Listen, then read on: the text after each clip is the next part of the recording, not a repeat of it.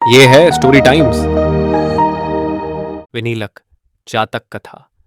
एक बार एक स्वर्णिम राजहंस मिथिला में रुका, जहां उसने एक कौवी के साथ सहवास किया, जिससे काले मेघ के समान एक कौवा पैदा हुआ, जिसका नाम उसके वर्ण और छवि के अनुकूल विनीलक रखा गया।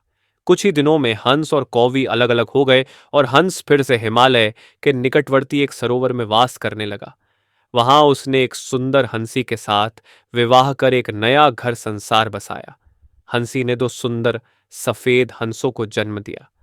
हंस पुत्र जब बड़े हो गए और उन्हें विनीलक के अस्तित्व का ज्ञान हुआ, तो पिता की आज्ञा ले वे विनीलक से मिलने मिथिला जा पहुंचे।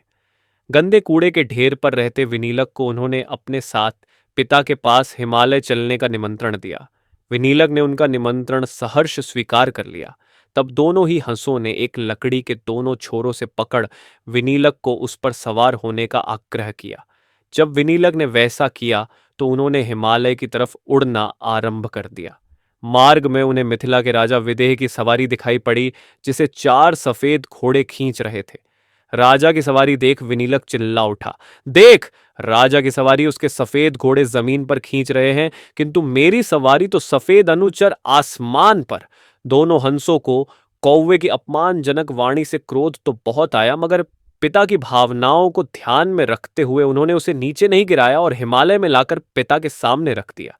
फिर उन्होंने विनीलक के अपशब्दों से भी पिता को अवगत कराया।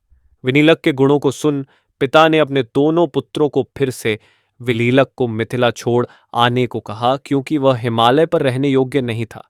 तब हंसों ने उसे उठाकर फिर मिथिला पहुंचाए, जहां वह मल्लों के ढेर में अपना वास बना कांव कांव करता हुआ रहने लगा। आशा करते हैं कि यह कहानी आपको बहुत पसंद आई होगी। ऐसी और कहानियां सुनने के लिए जुड़े रहिए हमारे चैनल स्टोरी टाइम्स के साथ। धन्यवाद।